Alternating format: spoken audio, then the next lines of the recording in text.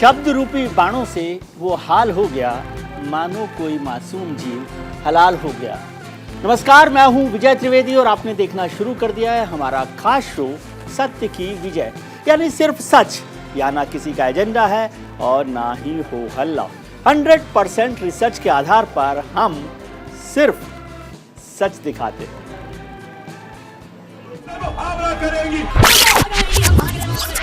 एक बड़ी हमें कैसे रोकना होता है। अगर तुम्हारे अंदर एक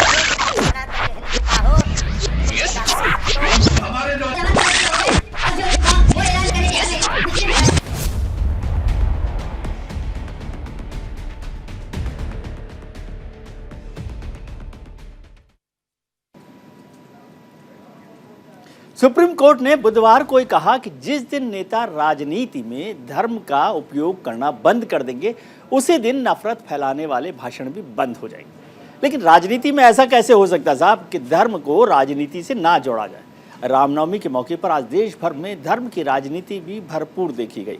शोभा यात्रा पर गुजरात के वडोदरा में 2 बार पथराव हो गया। वहीं बंगाल के हावड़ा में रामनवमी के जुलूस पर हमला हुआ और कई वाहनों को आग के हवाले कर दिया गया।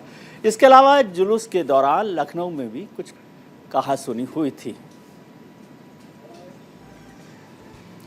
तस्वीरें हम आपको दिखाते हैं कि किस तरह से हुआ। शोभा यात्रा के दौरान पथराव हुआ। वडोदरा गुजरात में आप देख रहे हैं और हावड़ा पश्चिम बंगाल की इस तस्वीरें आप देख रहे हैं जिसमें गाड़ियों में आग लगा दी गई। वडोदरा में भी काफ़ी पथराव हुआ। शोभा यात्रा के दौरान, जो रामनवमी की शोभा यात्रा चल रही थी, उसके दौरान पथराव सामने आया और शाम को होते होते हावड़ा पश्चिम बंगाल में भी काफ़ी हंगामा हुआ, पथराव हुआ, गाड़ियों में आग लगा दी गई। पुलिस ने कोशिश की कि हालात को काबू में लाया जा सके।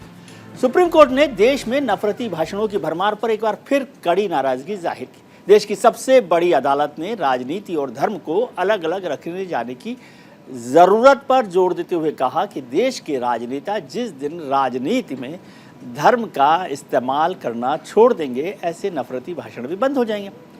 सुप्रीम कोर्ट ने फ्रिंज एलिमेंट्स द्वारा ऐसे भाषण दिए जाने पर नाराजगी जाहिर करते हुए कहा कि लोगों को संयम से काम लेते हुए ऐसी बातों से दूर रहना चाहिए। अब इस मामले में अगली सुनवाई 28 अप्रैल को होगी, लेकिन कल जो सुप्रीम कोर्ट ने कहा वो बेहद महत्वपूर्ण है। आइए आपको बताते हैं कि कोर्ट ने आखिर क्या कहा था, कोर्ट के ऑब्जर्वेशंस क्या थे। हेट स्पीच पर सुप्रीम कोर्ट की टिप्पणी थी कि सत्ता के लिए धर्म का इस्तेमाल चिंता का विषय है। सत्ता के लिए धर्म का इस्तेमाल चिंता का विषय है। असहिष्णुता, बौद्धिक कमी से हम नंबर 1 नहीं बन सकते। अगर हम देश को नंबर 1 बनाना चाहते हैं तो इनटॉलरेंस से नहीं बनेगा देश नंबर 1। सुपर पावर बनना है तो पहले कानून के शासन की ज़रूरत है, रूल ऑफ लॉ उसकी ज़रूरत है, उसी के हम आगे बढ़ सकते हैं। गो टू पाकिस्तान जैसे बयान लोगों की गरिमा पर हमला है, जो बार बार ये सुनाई देता है कि गो टू पाकिस्तान। कभी हमारे पास नेहरू और वाजपेयी जैसे वक्ता हुआ करते थे। सुप्रीम कोर्ट ने उनको याद किया, हमारे दोनों पूर्व प्रधानमंत्रियों को, और अब कहा कि अब लोगों की भीड़ फालतू तत्वों को सुनने के लिए आती है। जो लोग बोल रहे हैं वो बेकार की बात कर रहे हैं। ये बहुत महत्वपूर्ण टिप्पणी उन्होंने की। क्या सरकारें नपुंसक हो गई हैं जो खामोशी से सब देख रही हैं? गवर्नमेंट क्या है, जो एडमिनिस्ट्रेशन है वो इम्पोर्टेंट हो गया कि वो सब कुछ को देख रहा है चुपचाप। ये बड़ा महत्वपूर्ण उनका बयान है, सुप्रीम कोर्ट का टिप्पणी है। देश में हेट स्पीच से निपटने के लिए फिलहाल कई तरह के कानून इस्तेमाल किए जाते हैं, लेकिन इनमें से किसी में भी हेट स्पीच को डिफाइन नहीं किया गया है। इसलिए सोशल मीडिया प्लेटफॉर्म अपने यूजर्स को मनमानी भाषा बोलने से रोक नहीं रहे। आइए अब आपको हेट स्पीच को लेकर मौजूदा कानून क्या है वो एक बार बता देते हैं। हेट स्पीच पर मौजूदा कानून है भारतीय दंड संहिता आईपीसी में धारा 153A में धर्म, नस्ल आदि के आधार पर वैमनस्य फैलाने को भी हेट स्पीच में शामिल किया गया है। इस पर कानून बना हुआ है। राष्ट्रीय एकता के खिलाफ बयान के लिए धारा 153B का इस्तेमाल किया जाता है, उसके तहत मामला बनता है। और धार्मिक भावनाओं को ठेस पहुंचाने के लिए धारा 295A और 298 का इस्तेमाल होता है। उससे अपराध को रोकने की कोशिश की जाती है। आईपीसी की धारा 295A और 298। और एक और धारा है, धारा 505(1) और 2, अफवाह या नफरत भड़काना, नफरत फैलाने का भी मामला बनता है। उसको कहा जाता है कि अफवाह फैलाएंगे या नफरत भड़काएंगे तो धारा 505(1) और 2 के। इसके अलावा भी और कई तरह के कानून हैं, अब वो भी आपको एक बार बता देते हैं कि हेट स्पीच को लेकर क्या और कानून है जिसके तहत इसको रोका जा सकता है या मसला को बनाया जा सकता है। जहरीली जुबान पर नकेल लगाने के लिए जन प्रतिनिधित्व कानून एक महत्वपूर्ण हिस्सा है जिसकी चर्चा हम लोग कर चुके हैं, काफ़ी चर्चा होती रही है। दूसरा, नागरिक अधिकार अधिनियम है 1955 का, वो भी इसमें मदद करता है हमें इस तरह के अपराधों को रोकने के लिए। और धार्मिक संस्था कानून जो है कि जो रिलीजियस ऑर्गेनाइजेशंस हैं उनके लिए जो कानून बना हुआ है वो भी जहरीली जुबान पर नकेल लगाने के लिए काफ़ी है, उसकी मदद से हम उससे आगे बढ़ सकते हैं। केबल टेलीविज़न नेटवर्क कानून जो है, जो केबल टेलीविज़न है उसका जो नेटवर्क का जो कानून है उसमें भी इसको खास तौर से डिफाइन किया गया कि किन किन बातों को आपने रोकना चाहिए। सिनेमेटोग्राफी कानून में पहले से इस बात की चर्चा की गई है कि सिनेमा के माध्यम से आप इस तरह की घटनाएं नहीं फैला सकते, इस तरह की बात नहीं कर सकते। और आपराधिक प्रक्रिया संहिता में 1973 की जो आपराधिक प्रक्रिया संहिता है उसमें भी इस बात पर जोर दिया गया कि कैसे इसको रोका जा सकता है। पश्चिम बंगाल में रामनवमी के मौके पर हुए पथराव और आगजनी पर मुख्यमंत्री ममता बनर्जी क्या कह रही हैं, जरा एक बार सुन लेते हैं। রামনবমীর দিন যা অস্ত্র পাবো নিয়ে বেরোবো, দেখবো কে কি করতে পারে। আরে তোর যা অস্ত্র তুই তাই নিয়ে যা, আমি রামনবমীর মিছিল আটকাবো না। কিন্তু মনে রাখো, মিছিল আমরাও করবে, তোমরাও করবে। রমজান মাসও চলছে, রোজার মাসও চলছে। একটা মুসলিম এরিয়ায় গিয়ে হামলা করলে মনে রাখো তার বিরুদ্ধে আইনত পদক্ষেপ নেবে। মিছিল মিটিং করার তোমার অধিকার আছে, দাঙ্গা করার অধিকার নেই।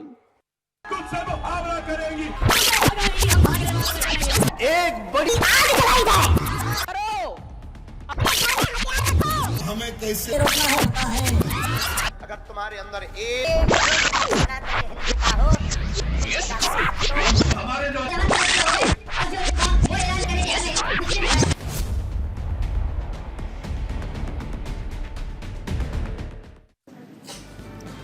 सुप्रीम कोर्ट भले ही कितनी भी चिंता जता ले लेकिन हमारे राजनेता धर्म की राजनीति करने से नहीं चूके। सुप्रीम कोर्ट की टिप्पणी के अगले ही दिन कांग्रेस नेता पवन खेड़ा ने राजनीति को धर्म से जोड़ते हुए राहुल गांधी के संदर्भ में ट्वीट किया, जरा सोचिए प्रभु राम अगर घर नहीं छोड़ते तो क्या राक्षसों का अंत हो पाता। ऐसे में सवाल उठता है कि क्या राजनीति को धर्म से अलग रखने की जरूरत है? नफरती बोल पर कार्रवाई आखिर क्यों नहीं होती है? और एंटी हेट स्पीच कानून आखिर कब आएगा कि एक ऐसा सख्त कानून बने जिससे इसको रोका जा सके। आज इसी मुद्दे पर चर्चा करेंगे। हमारे साथ जुड़ रहे हैं खास मेहमान, विश्व हिंदू परिषद के राष्ट्रीय प्रवक्ता विनोद बंसल साहब हमारे साथ हैं, राजनीतिक विश्लेषक और सुप्रीम कोर्ट के सीनियर एडवोकेट अमिताभ सिन्हा साहब, सोशल एक्टिविस्ट ताहिरा हसन जी और सुप्रीम कोर्ट के सीनियर एडवोकेट अश्विनी दुबे साहब हमारे साथ जुड़ रहे हैं। आप सबका बहुत बहुत स्वागत है। बंसल साहब, सबसे पहले आपसे शुरू करते हैं रामनवमी की शुभकामनाओं के साथ और बधाई के साथ देश को। अक्सर कहा जाता है कि राजनेता यदि संयम से रहें तो देश थोड़ा संयम से चल सकता है, क्या मुमकिन है? बिल्कुल। आपके सभी सुधी दर्शकों को भगवान श्री राम के आदर्श, उनके जीवन मूल्य और रामत्व के प्रसार के लिए हार्दिक शुभकामनाएं। आपके जीवन जो है सुखमय बने और राम के जीवन का कण कण आपके प्रतिपल को जगमय बना के रखे, ऐसे मेरी मंगल कामनाएं। दूसरी बात ये कि आपने जो प्रश्न किया बहुत गंभीर, बहुत महत्वपूर्ण और देश के लिए समसामयिक है। निश्चित रूप से ये राजनीति का अगर घालमेल सांप्रदायिक तत्वों के साथ न हो तो निश्चित रूप से देश की प्रगति में एक बहुत बड़ा चार चांद लग जाएगा। लेकिन थोड़ा सा करेक्शन करना चाहूंगा मैं इसमें। क्या है कि राजनीति का धर्म के साथ जो आप अलग करने की कोशिश कर रहे हैं वो कहीं गड़बड़ कर रहे हैं। बिना धर्म के राजनीति नहीं हो सकती। अधार्मिक राजनीति, विधर्मी राजनीति देश को गर्त की तरफ ले जाएगी जी। धर्म के ऊपर तो चलना ही पड़ेगा। बिना धर्म के तो कोई व्यक्ति का आचरण ही बेकार हो जाएगा और न ही राष्ट्र का कल्याण होगा। धर्म को साथ में लेकर चलना पड़ेगा। जो धारण करने योग्य वो धर्म है, लेकिन आज धर्म को रिलीजन की तरफ, रिलीजन से तौल दिया गया है जी। और आप देखिए, रिलीजन को अलग रखना पड़ेगा, सांप्रदायिक मानसिकता को अलग रखना पड़ेगा, कट्टरपंथ को अलग रखना पड़ेगा राजनीति से। और राजनीति से वो जो अपने आपराधिक प्रवृत्ति है उसको भी अलग रखना पड़ेगा जी। आप देखिए कि जब तक इन सब चीजों का घालमेल खत्म नहीं होगा, निश्चित रूप से देश प्रगति के में जो है ये बहुत बड़े बाधक हैं। इसीलिए आप देख रहे हो कि कितने सारे अपने जो राजनेता हैं, एमएलए एमपी बन गए और बरसों से जो है वो आराम से मजे कर रहे हैं और 100 से ज्यादा केसेस लग रहे हैं उसके ऊपर, उसके बावजूद भी आराम से मजे के साथ जो जीवन जी रहे हैं। उनके ऊपर कोई केस नहीं बन सकता, कोई कोर्ट में ट्रायल नहीं हो सकता। और आप देखिए कि अभी तक जो है ना जी, वो तो धन्यवाद है मैं कहता हूँ अश्विनी जी को, जिन्होंने एक पीआईएल लगा करके और ये कहा कि एमएलए एमपी कोर्ट बनने चाहिए और उनके लिए एक साल के अंदर जो है उसकी सजा का प्रावधान होना चाहिए। और धन्यवाद सुप्रीम कोर्ट का भी, जिन्होंने एक त्वरित कार्रवाई करते हुए उस पर कोर्ट बनाए और उस पर कार्रवाई हुई। नहीं तो अतीक जैसे लोगों को कहाँ भैया आजीवन कारावास होता। तो मैं ये कहना चाहता हूँ, देखिए ये जो क्रिमिनलाइजेशन ऑफ द पॉलिटिक्स है और जो कट्टरपंथ का जो समर्थन और सहयोग जो लिया जा रहा है राजनीति में, वो तो पिछले 70 वर्षों से लगातार जनता त्राहिमाम कर रही है उसको लेकर के, वो समाप्त होने चाहिए। लेकिन धर्म के बिना राजनीति नहीं चल सकती, कम से कम भारत तो बिना धर्म के नहीं चल सकता। इस बात को बड़ा स्पष्ट कर समझना। ठीक है। ताहिरा हसन हमारे साथ मौजूद हैं, सोशल एक्टिविस्ट हैं, बहुत समाज के लिए काम करती हैं। ताहिरा जी, आप कैसे सोचते हैं? विनोद जी ने बहुत स्पष्ट तरीके से इसको परिभाषित भी किया, धर्म को और धर्म के इस्तेमाल और नहीं इस्तेमाल को, धर्म और पंथ को उन्होंने अलग करते हुए और सांप्रदायिक ताकतों के लिए जो बात की है। आपकी क्या टिप्पणी? नहीं, देखिए, मेरा मानना है कि सबसे बड़ा लोकतंत्र संविधान से चलता है और highest court of the land का जो ये पूरा आया है, जो वहाँ पे जस्टिस जोसेफ ने कहा खास करके कि धर्म और राजनीति अलग होने का मतलब ये नहीं है कि धर्म हमारी ज़िंदगी में नहीं है, ये हमारा बहुत पर्सनल मैटर है। हर धर्म जो है मानवता सिखाता है, धर्म का जिस्ट मानवता है, चाहे वो कोई धर्म हो। तो धर्म को आप आत्मसात कीजिए, आप धर्म को अपने रखिए, आपका अपना पर्सनल प्रैक्टिस है, इसको आप करेंगे। और पहले भी होता था, बहुत पहले से चला आ रहा है कि धर्म हर आदमी और एक दूसरे के धर्म के साथ हम अपने आप को कनेक्ट करते हैं, क्योंकि ये हमारे देश की खूबसूरती है, लोकतंत्र की खूबसूरती है कि ये कबीर का भी देश है, ये बुद्ध का भी देश है, ये रामा का भी देश है। ये तो जाहिर है कि वहाँ पर तो प्रेम की सूफियों संतों का देश है और सबने धर्म की बात की, ऐसा नहीं कि कहीं पर धर्म को हटा दिया गया। लेकिन मेरा कहना है, जब देश कानून से चलता है, सबसे बड़ा लोकतंत्र है और अब जैसे मीडिया है तो पूरी दुनिया देखती है कि हमारे नेता जो पब्लिक रिप्रेजेंटेटिव हैं, जब वो इस तरह के भाषण देते हैं, इस तरह की बातें करते हैं, कोशिश करते हैं कि एक जहर फैलाया जाए, तो वो हमारे लोकतंत्र के लिए भी खराब है, हमारे देश की भी उन्नति के लिए बाधक होता है, चाहे वो कोई हो। उसमें कोई सेलेक्टिव होने की बात नहीं है, चाहे वो प्रज्ञा ठाकुर रही हो या कोई धर्म संसद में कहा गया, या ओवैसी रहे हो या ओवैसी का भाई रहा हो, या केरला में जिस तरह की बात हुई, कहीं सेलेक्टिव नहीं होना है। सब पर एक रोक लगाने की जरूरत है, काम करके सजा देना है, तभी ये रुकेगा। जब ये रुकेगा, हाँ, रोक लगाई जाए इस पे। धर्म को कोई रोकने की बात ही नहीं है। धर्म की खूबसूरती बनी रहेगी, नहीं तो ये लोग तो धर्म की खूबसूरती को गड़बड़ कर रहे हैं। अमिताभ सिन्हा साहब, अमिताभ सिन्हा साहब हमारे साथ जुड़े हुए, सुप्रीम कोर्ट के सीनियर एडवोकेट भी हैं, राजनीतिक विश्लेषक हैं। अमिताभ जी, आपको आज मैंने खासतौर से इसलिए भी तकलीफ दी क्योंकि उस सुप्रीम कोर्ट के जजमेंट में 2 नेताओं का नाम भी लिया गया, आमतौर पर कम होता है। उसमें कहा गया कि नेहरू और वाजपेयी जैसे वक्ता आज नहीं रहे। आपने वाजपेयी जी के साथ काफ़ी समय बिताया है अपने तरीके से संगठन में भी। आज आपको लगता है कि इन दोनों नेताओं को कोई याद कर रहा है? याद करता तो एक और जंग होती है।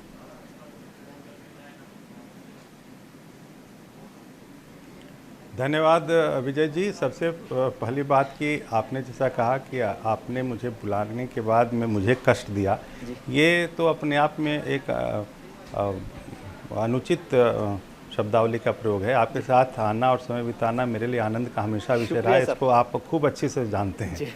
अब मैं आपके इस प्रश्न पे आता हूँ।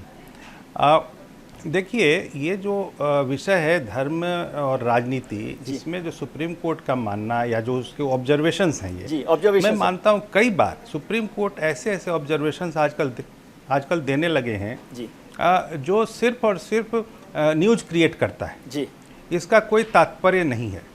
मैं इसको बहुत जिम्मेवारी से कह रहा हूँ विजय जी, क्योंकि इसमें कई ऐसे मैंने उदाहरण देखे हैं। जैसे नुपुर शर्मा के केस में भी सुप्रीम कोर्ट के जजेस ने ऐसी बगैर ज़रूरत के ऐसी टिप्पणियाँ की, बाद में उन लोगों को उस गलती का एहसास हुआ तो उन्होंने उन ओरल ऑब्जर्वेशंस को एक तरह से विड्रॉ किया। जी। ये आज भी जस्टिस जोसेफ का जो कल का जो बयान है, जो कोर्ट में उन्होंने ओरल ऑब्जर्वेशन में दिया है, मुझे लगता है कि ऐसी तरीके की पॉपुलिस्ट स्टेटमेंट्स देने से सुप्रीम कोर्ट को बचना चाहिए। कि सुप्रीम कोर्ट का एक अपना गुरुत्व है, उसकी अपनी एक गरिमा है, और उसमें उसको इस तरह के लोकप्रियता भुनाने की कोशिश नहीं करनी चाहिए। ये मैं बहुत स्पष्टता से मानता हूँ और सुप्रीम कोर्ट के एक प्रैक्टिसिंग लॉयर के नाते में मानता हूँ। अब मैं आता हूँ मुद्दे पे। अब जैसा कि अभी हमारे बहुत ही मैंने आपको बंसल जी की जो मैं सम्मान करता हूँ, मैं बहुत ही विद्वान व्यक्ति हैं और उन्होंने जो बात को कही उसी को आगे बढ़ा रहा हूँ जी।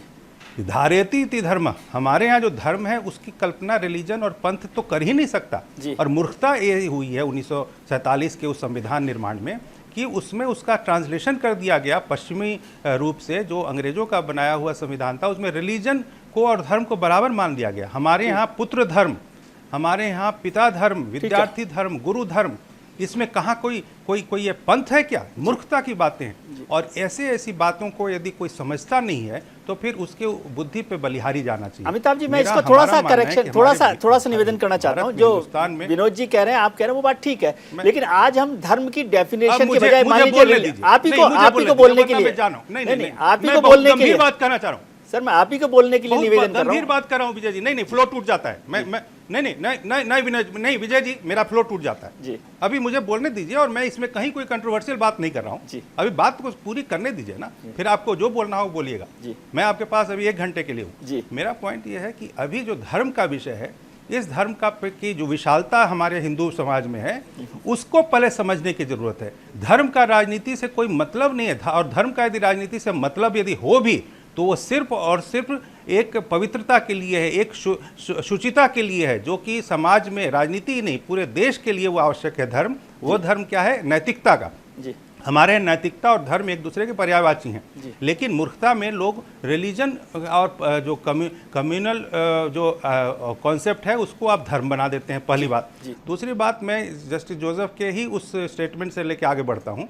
इसमें आप ये देखिएगा कि जो भारत में 1947 के बाद जो भी चीज़ें हुई हैं उसमें बड़े सारे फैक्टर्स हुए हैं। आप हेट स्पीच की बात करते हैं, देखिए कभी भी हेट स्पीच यदि पॉपुलर हो रहा है या लोगों में बहुत ज़्यादा उसकी मान्यता बढ़ रही है या प्रचलित हो रहा है, तो उसके पीछे कुछ बैकग्राउंड होगा। आप कुछ ऐसी बात मत करिए जो कि सिर्फ पॉपुलिस्ट हो, सिर्फ अच्छा लगे सुनने में। उसका निदान क्या है?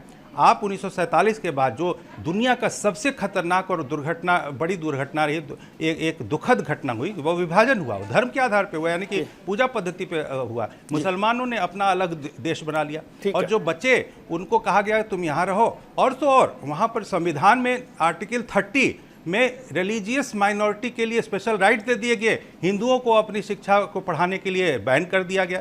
ऐसे तरीके की जब भावनाएं और व्यवहार रहे, जिससे कि वो मन में, एक बहुसंख्यक समाज के मन में आक्रोश रहा, और उस आक्रोश को जब कोई वैसी कोई बात कहता है तो उसको मैनिफेस्टेशन होता है, उसमें जो आम लोगों को लगता है कि ये तो मेरी बात कर रहा है। मन के अंदर में दबी हुई बात को कहने के लिए यदि कोई मिल जाए तो उसकी लोकप्रियता बढ़ती है।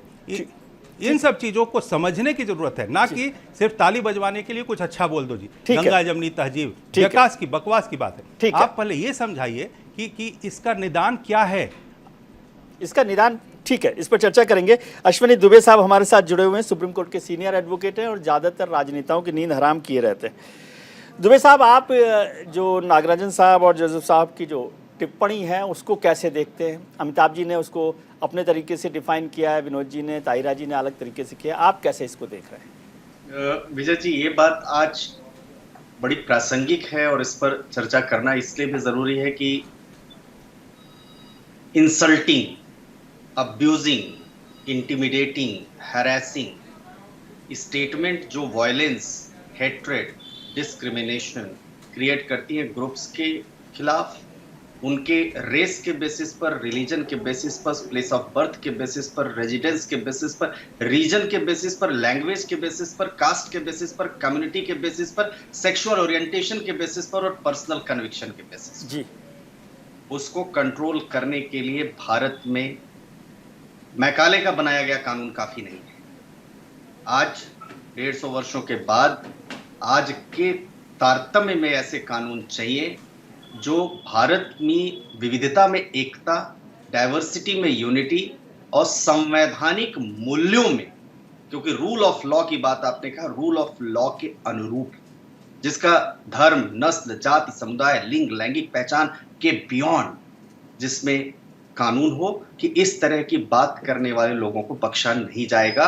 और अगर इस तरह की बात चाहे कोई पॉलिटिकल आदमी पॉलिटिकल इलेक्शन के दौरान या किसी और अपनी सभा, जाति की सभा, धर्म की सभा को संबोधित करते हुए करेगा, उससे विद्वेष पैदा होगा तो वहां की अदालतें अपना निर्णय करेंगी। इस संदर्भ में सुप्रीम कोर्ट की टिप्पणी बहुत आवश्यक है। दूसरा, सर्वोच्च न्यायालय ने फ्री स्पीच और उनकी सीमाओं पर चर्चा करते हुए पाया कि हिस्टोरिकल जो ट्रुथ है, हिस्टोरिकल ट्रुथ के मुताबिक जो फ्री स्पीच है, किसी के बीच घृणा, शत्रुता का खुलासा किए बिना देने की बात हुई थी, क्योंकि आजादी के बाद बहुत लड़ने के बाद हमें एक संविधान मिला था। तो वो संविधान जब 19(1)(a) मिला, विचारों की स्वतंत्रता का, व्यक्ति का, तो इसीलिए मिला कि जो अंग्रेज हमें सप्रेस करते थे, हमें अंग्रेज अपने हिसाब से कॉलोनियल व्यवस्था का रूल ऑफ लॉ अपने कानून चलाने के लिए जो इस्तेमाल करते थे, वो इस आजाद देश में नहीं। लेकिन नेहरू जी को यह एहसास हो गया और इसीलिए उन्होंने 19(2) की बात वहीं पर मोड़ा कि हिंसा,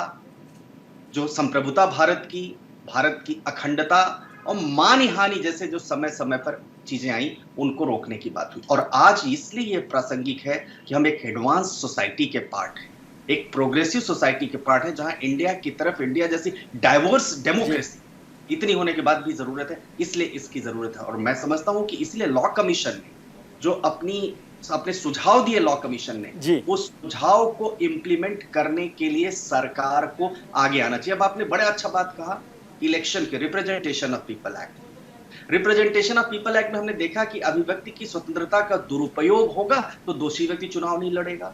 और मैं ही उसमें एक बात ये भी जोड़ देता हूं कि अश्विनी उपाध्याय की पिटीशन में ही उसमें एडवोकेट ऑन रिकॉर्ड हूं, जिसमें सुप्रीम कोर्ट ने फैसला दिया और उसी वजह से अतीक अहमद जैसे जो माफिया हैं, जो कि 16, 17 वर्षों तक कानून की कैद से बाहर रहे, उनको सजा हो पाई। और उसी का नतीजा था कि तमाम केसेस में हमने देखा कि 2 साल से ज्यादा की जो सजा या जितने भी सजा की टाइम बाउंड मैनर में एमपी एमएलए कोर्ट की एस्टैब्लिशमेंट हुआ, एमपी एमएलए कोर्ट ने फैसला लेना शुरू किया। अब सवाल ये आता है कि जब विश्वनाथन कमेटी 2019 में बनी, मैं 30 सेकंड लूंगा। जब विश्वनाथन कमेटी 2019 में बनी तो विश्वनाथन कमेटी ने कहा कि धर्म, नस्ल, जाति, समुदाय, लिंग और यौन, जन्मस्थान, निवास, भाषा, विकलांगता और जनजाति के आधार पर अपराध जो होता है उसको उकसाने से रोकने के लिए जरूर 153C सब क्लॉज बी और धारा 505 ये जोड़ी जाए, जिसमें 5 वर्ष तक की सजा हो। परंतु कहां वो रिपोर्ट गई नहीं पता। बेजबुर्गा समिति बनी 2014 में, उसने 153C जोड़ने की बात कही, जिसने कहा मानव गरिमा के लिए हानिकारक कृत्यों को बढ़ावा देने के प्रयास में संशोधन करके 5 साल की सजा और जुर्माना और 509 ये जोड़ा जाए, जिसमें शब्द, इशारा, कार्य, विशेष जाति के सदस्य का अपमान करने का इरादा, उसका संशोधन करके जो उपयुक्त सजा है उसके मुताबिक किया, लेकिन नहीं गया। लॉ कमीशन की रिपोर्ट नहीं गई। इसलिए आज ये प्रासंगिक हो जाता है इतने बड़े डेमोक्रेसी में कि हेट स्पीच को रोकने के लिए हमारी जो एजेंसीज हैं वो निष्पक्ष होकर के काम करें, क्योंकि प्रिवेंटिव एक्शन की भी बात हमारा ही कानून कहता है। और वही तहसील पूनावाला के केस में डायरेक्शन थी कि एसपी या उस जगह का जो अधिकारी होगा वो तुरंत ऐसे केसेस में रोके। ठीक है, बहुत अच्छी बात आपने की, लेकिन अश्विनी दुबे और अश्विनी उपाध्याय जैसे लोग ये नहीं समझते कि अपने गले में घंटी बांधने का ये जो काम कर रहे हैं ये इतना आसान काम नहीं है। एक बड़ी हमें कैसे रोकना है। अगर तुम्हारे अंदर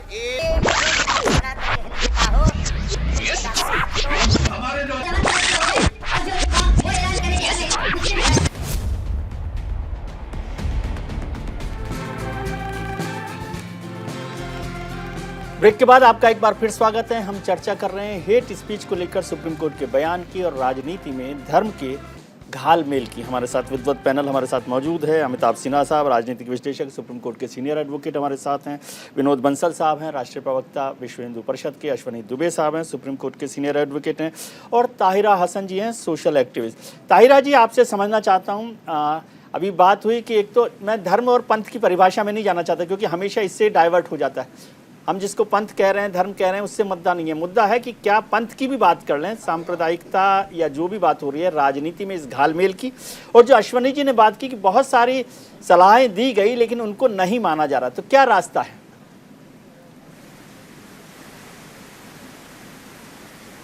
नहीं, मुझे लगता है कि देखिए ये तो बड़ी अजीब सी बात है कि highest court of the land की भी बहुत सी चीज़ों पर टीका टिप्पणी हो।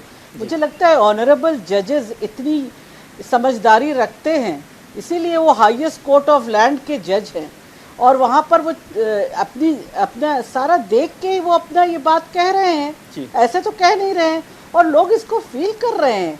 भाई संविधान रचयिता बाबा साहब भीमराव अंबेडकर ने भी यूनिटी और डाइवर्सिटी को बनाए रखने के लिए ये संविधान में सारे आर्टिकल रखे थे, जिसमें महिलाओं की भी बात है, SC ST की भी बात है, सबको। और प्रधानमंत्री, सबसे बड़े लोकतंत्र के प्रधानमंत्री खुद कहते हैं सबका साथ सबका विकास जी।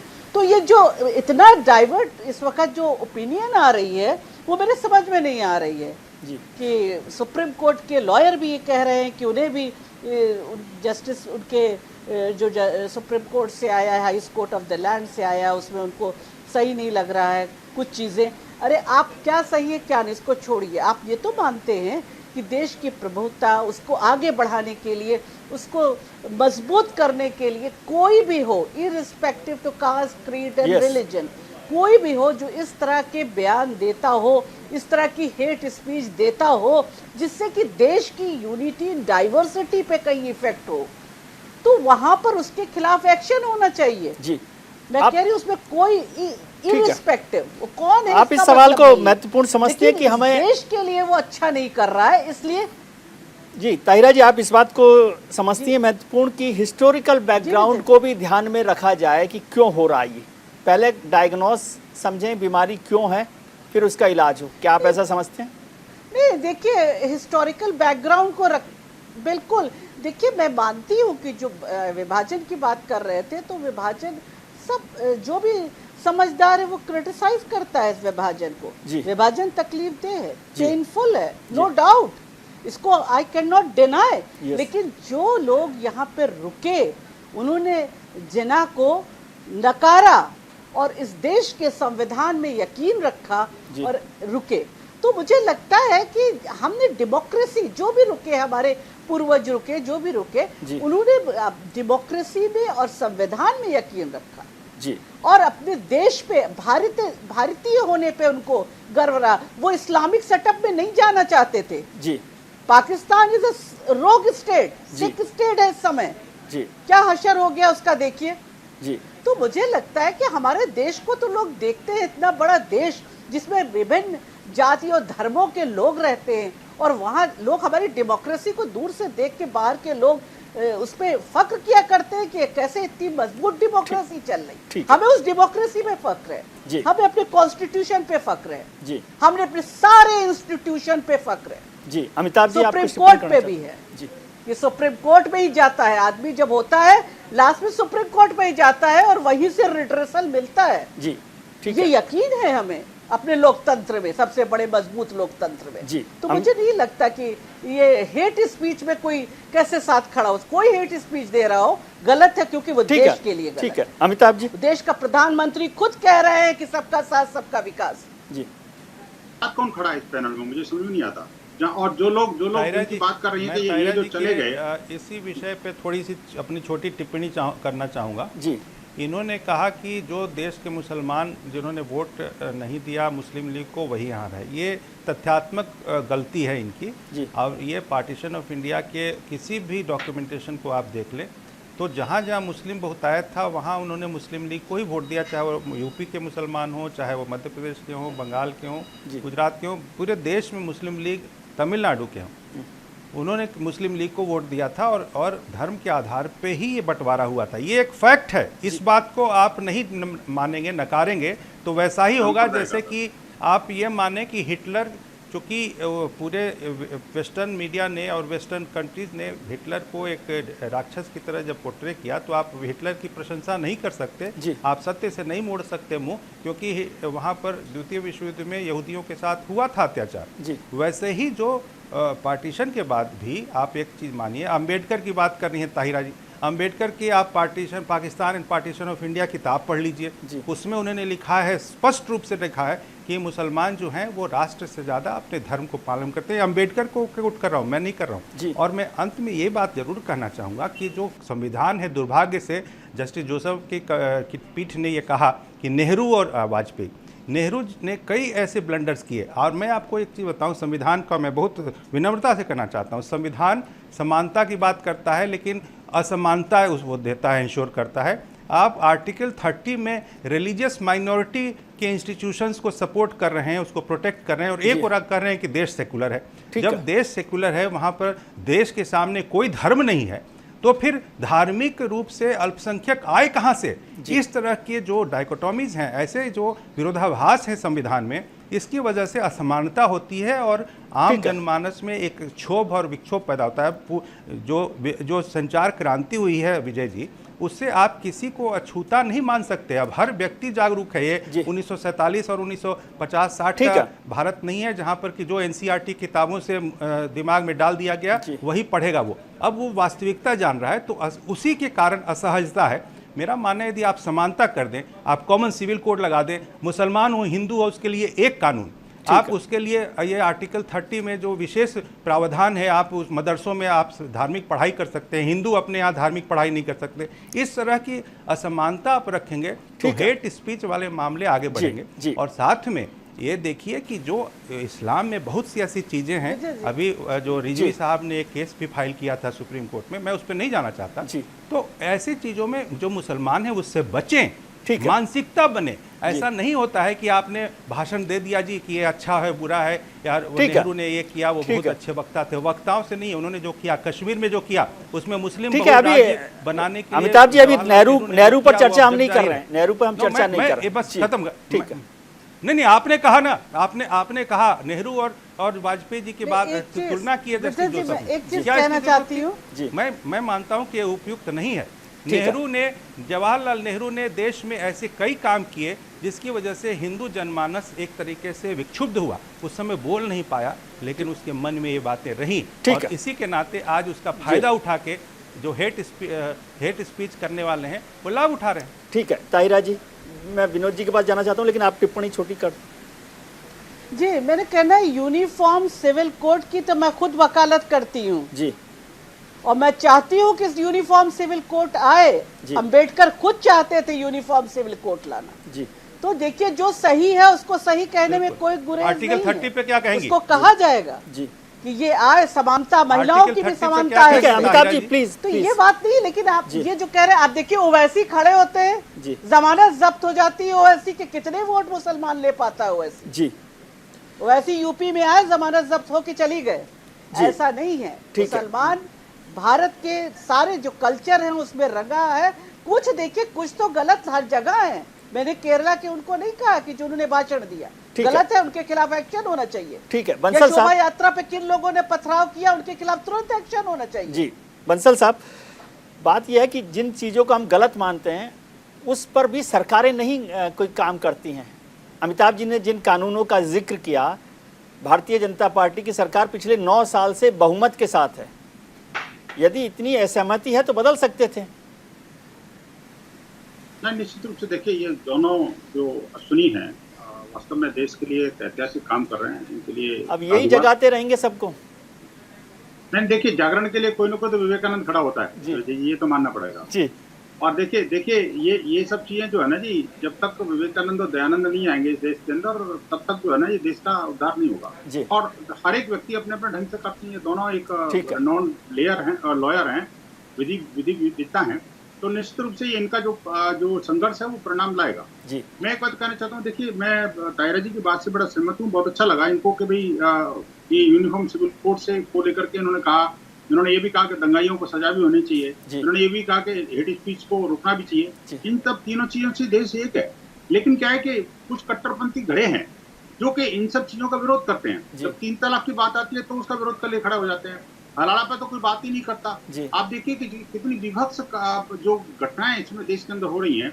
आप देखिए आज विश्व हिंदू परिषद के और हिंदू समाज के द्वारा 30,000 स्थानों पर देश भर में शोभा यात्रा निकली गई। अकेले बंगाल के अंदर 2000 यात्रा निकली हैं, जिसमें से 81 यात्राएं अकेले सिलीगुड़ी के अंदर निकली हैं। विजय जी, आपने मेरा प्रश्न भी देखा होगा। पर आप देखिए जिस तरह से जन समुदाय उबल रहा है इस रामत्व के प्रसार के लिए, इस भगवा के लिए और देश के सम्मान के लिए, मुझे लगता है कि इसको मतपंथ संप्रदाय से अलग हटके एकता के साथ जीना चाहिए। लेकिन साथ ही साथ जो छोटी घटनाएं घटती हैं उन घटनाओं पर शासन प्रशासन को गंभीरता के साथ प्रयास करना चाहिए। ऐसा नहीं कभी राम की यात्रा निकल रही है तो आप उसको बैन कर दोगे, उसको लॉ एंड ऑर्डर की सिचुएशन बता दोगे, और अगर कोई जिहादी तत्व तलवार लेकर निकलता है तो उसको कुछ नहीं कहोगे। तो ये इन सब चीजों को एक इम्पार्शियल जजमेंट होना चाहिए शासन का, प्रशासन का। एक बात। दूसरी बात, जब अपने जो हेट स्पीच की बात आती है तो मुझे बताइए कि जब मेरी रामचरितमानस को 3 पार्टियों के नेता गाली देकर के प्रतिबंध की बात करते हैं तो सब लोग सन्न रहते हैं, और जब कोई कुरान के बारे में, कोई बाइबल के बारे में किसी तरह की कोई बात, एक छोटी सी टिप्पणी करते तो आप चाहते हैं कि कुरान और बाइबल पे करते रहें टिप्पणी? ये चाहते हैं? नहीं, बिल्कुल नहीं। तो इसको क्यों आप बेवजह विवाद बना रहे हैं? और सरकार आपकी है, किसने मना किया है कानून के लिए? नहीं, सब काम सरकार। आप चाकू छुरिया तेज करवाने पर विनोद बंसल नहीं बोलते, माफ कीजिए। सब काम सरकार नहीं। जब आपकी सांसद जो है चाकू छुरिया तेज करवाने की बात करेगी तब तो आप नहीं बोलते बंसल साहब। इसलिए सब लोग अपने अपने तरीके से बोलते हैं। इसको छोड़िए, मैं पर्सनल नहीं जाना चाहता। नहीं, एक मिनट, आपने क्या बोला मैं सुन नहीं पाया। कोई बात नहीं, मैं कह रहा हूं कि आपके सांसद, आप मत कहना कि मेरे सांसद नहीं है, इस देश के सांसद यदि कहें कि घर में चाकू छुरा रखें और तेज करवा लें, उसकी जरूरत पड़ सकती है, तब तो नहीं बोलते आप। नहीं, तो इसमें क्या बुराई नहीं है, कोई दिक्कत थोड़ी है। ठीक है, फिर कोई बात, ठीक है अश्वनी जी, नहीं समझ गया मैं आपकी बात। सुरक्षा जरूरी है देश के अंदर, ठीक है। मैं कहता हूँ सुरक्षा के लिए कोई वो हथियार रखने की जरूरत नहीं है। मैं कहता हूँ बात यह है कि सुरक्षा के लिए, आत्मरक्षा के लिए व्यक्ति, मैं कह रहा हूँ कि आप, हम सब लोग अपने अपने तरीके से चुप रहते हैं, अपने अपने तरीके से बोलते हैं। माफ कीजिए मुझे अश्वनी जी, क्या रास्ता है? हिंदू समाज ने कभी किसी धार्मिक पुस्तक का, धार्मिक मानवीयों को कभी अपना नहीं किया। हिंदू समाज कभी ये बंसल साहब, ये हिंदू समाज, इस्लाम समाज की बात नहीं है। ये कुछ लोग हैं, फ्रिंज एलिमेंट्स हैं, वो सब जगह पर हैं, वो बोलते हैं। और वो इसलिए बोलते हैं क्योंकि हम जो ताकतवर लोग हैं, आप जैसे लोग, वो समय समय पर चुप रहते हैं, समय समय पर बोलते हैं। माफ कीजिए अश्वनी जी, ठीक है, ये मेरी टिप्पणी। अश्वनी जी, क्या बताइए, आप क्या रास्ता है? देखिए विजय जी, जकार्ता में 3 से 5 जून 2015 को जकार्ता रिकमेंडेशंस में एक रीजनल कंसल्टेशन, एक्सप्रेशन, ओपिनियन और रिलीजियस फ्रीडम इन एशिया, इस विषय पर एक सम्मेलन हुआ। भारत का भी बड़ा इंपॉर्टेंट रिप्रेजेंटेशन रहा कि भारत जो है एक एशिया का बड़ा महत्वपूर्ण देश है। वहाँ एक बात हुई कि अब जरूरत है रिवाइज करने की, स्ट्रेंथन करने की एग्जिस्टिंग एंटी डिस्क्रिमिनेशन लेजिस्लेशन, ताकि यूनिवर्सल जो स्टैंडर्ड्स है प्रोग्रेसिव कंट्रीज के, वो equality across all groups, community, main, women बन के बीच में हो सके, और ऐसे लॉ बने जो अडॉप्ट कर सके पनिशमेंट जो इंसाइटमेंट और हेट्रेड का है, जिसमें वायलेंस, हॉस्टिलिटी और डिस्क्रिमिनेशन हो, तो उसके लिए एक इंपॉर्टेंट टाइम बाउंड मैनर में लेजिस्लेशन आए। दूसरा, भारत की राजनीति में जातिवाद और धर्म एक बड़ा फैक्टर है, और इसी राजनीतिक ध्रुवीकरण के चलते किसी विशेष समुदाय, जाति के तुष्टीकरण के लिए हेट स्पीच का प्रयोग करता है। तो जो सांस्कृतिक श्रेष्ठता की भावना जब तक हमारे देश में नहीं आएगी, और उसके लिए शिक्षा की आवश्यकता है,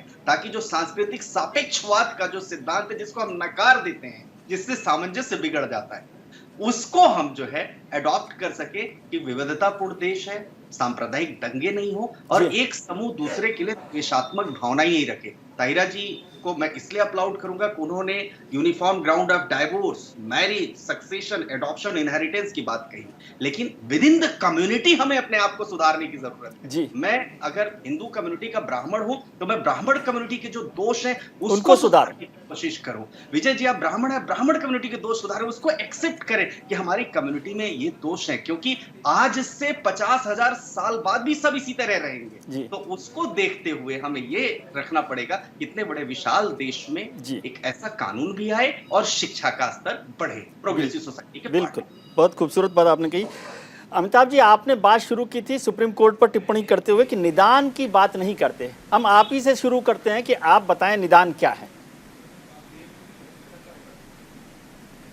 मैंने अभी अपने पिछले खंड में ही मुझे लगा था, मैं कंक्लूड कर रहा हूं, इसलिए मैंने अपनी बात निदान पे ही खत्म की कि जब तक इस समानता पूरे दृष्टि से वास्तविकता में समानता नहीं हर नागरिक को मिलेगा, तब तक मन में विक्षोभ और विद्रोह रहेगा और इसीलिए ऐसे हेट स्पीचेज की गुंजाइश भी रहेगी समाज में। लेकिन मैं अभी अश्विनी दुबे जी की बात पे थोड़ा सा एक टिप्पणी करना चाहूँगा। इन्होंने ब्राह्मण समाज की बात कर दी।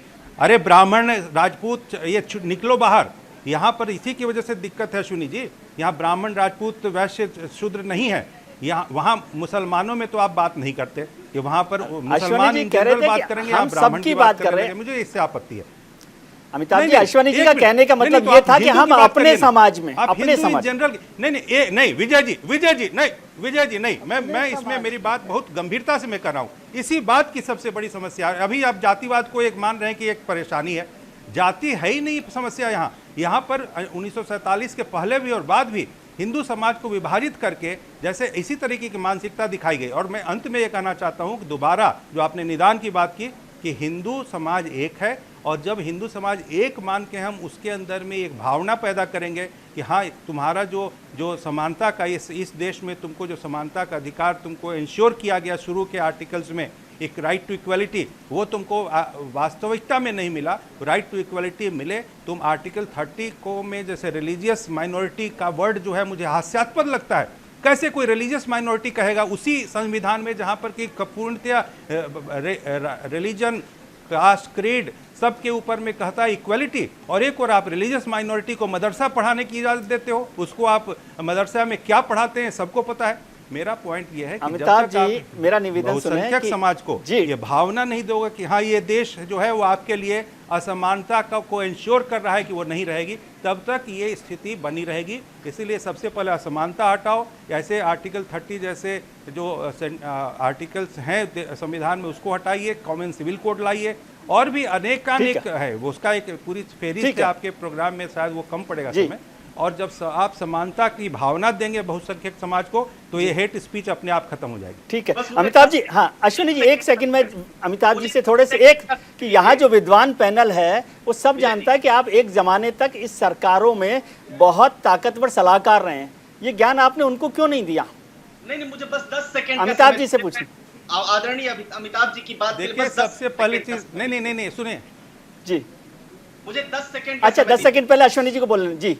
मैं बड़े आदर के साथ, आप हमारे सीनियर हैं, मेरा निवेदन, मैं बिल्कुल जाति की तरफ इंगित नहीं कर रहा था। मेरा कहना था, ताहिरा जी ने बात कही अपनी कम्युनिटी की, हमने कहा हम अपनी कम्युनिटी की बात करें, और हम अपनी कम्युनिटी के जो नकार, तब हम एक यूनिवर्स। ब्राह्मण नहीं है महाराज, ठीक है, आप ब्राह्मण नहीं है, आप हिंदू हैं। ठीक है, आप वो शब्दों को ले रहे हैं अमिताभ जी, भावना को समझिए थोड़ा, आप तो भावना वाले लोग हैं।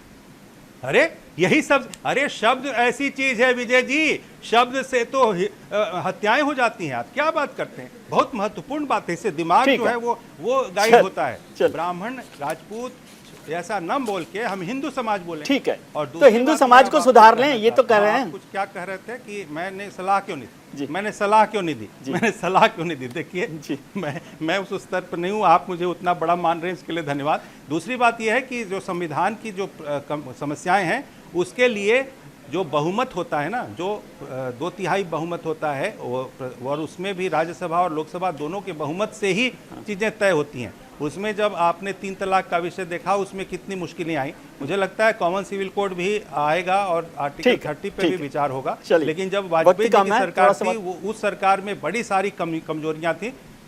ठीक है, ताहिरा जी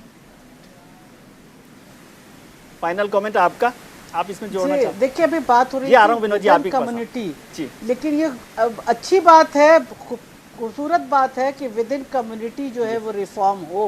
और हम मुस्लिम औरतों ने ही हेड ऑन लिया था मुस्लिम पर्सनल लॉ बोर्ड का, और हम लड़े थे मजबूती से, 10 साल हम लड़े ट्रिपल तलाक के खिलाफ, और वहाँ भी हम highest court of the land हमारे साथ खड़ा हुआ, तो हम वहाँ लड़े। हम मदरसा मॉडर्नाइजेशन के लिए भी बराबर लड़ते हैं। तो ऐसा नहीं है, इस देश का, मैं आपसे कहना चाहती हूँ कि इस देश का हर नागरिक भारतीय है।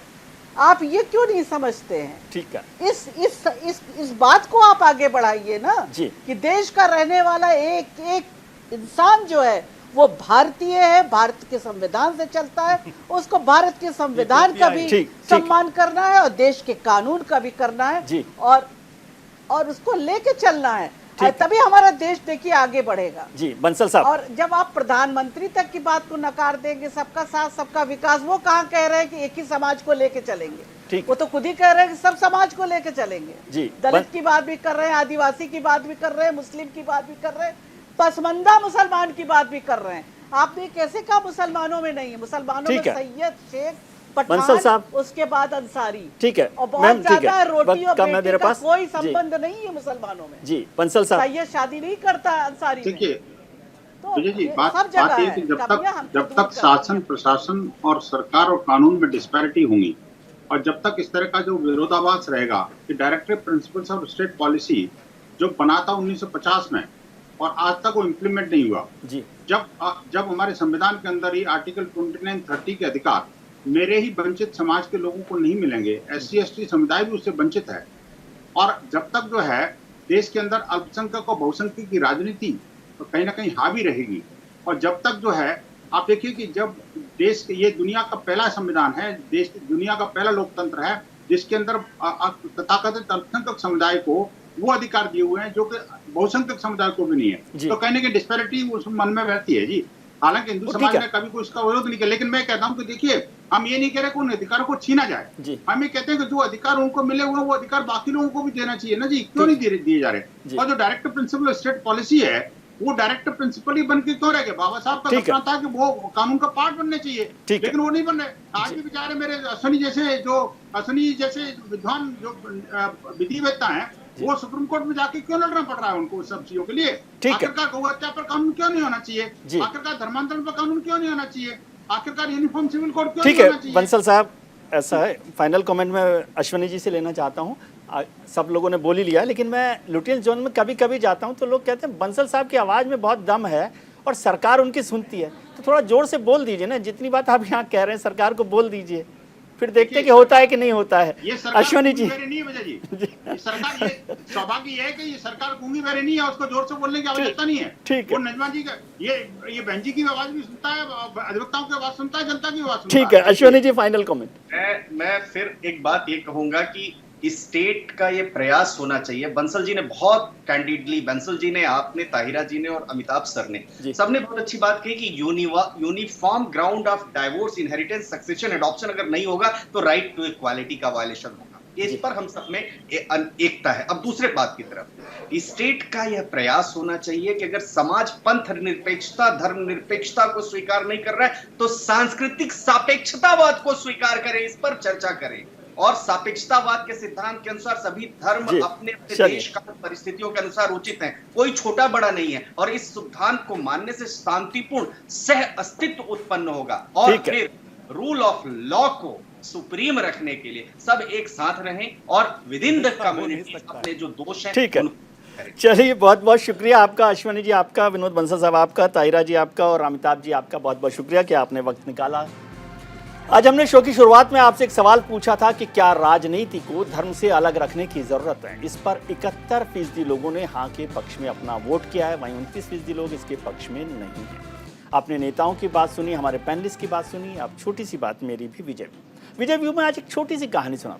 एक बार एक किसान ने अपने पड़ोसी को कुछ बुरा भला बोल दिया, लेकिन उसे बाद में एहसास हुआ कि उसने गलत किया। तो इस गलती का सुधार करने के लिए वो एक साधु के पास गया और उसने साधु से बोला कि महाराज, किसी को बोले गए शब्दों को कैसे वापस लिया जाए। साधु ने किसान से कहा, तुम खूब सारे पंखों को इकट्ठा करो और उन्हें शहर के बीचों बीच रखाओ। किसान ने वैसा ही किया। फिर से साधु ने किसान से बोला, अब तुम फिर से उन पंखों को इकट्ठा करके वापस मेरे पास ले आओ।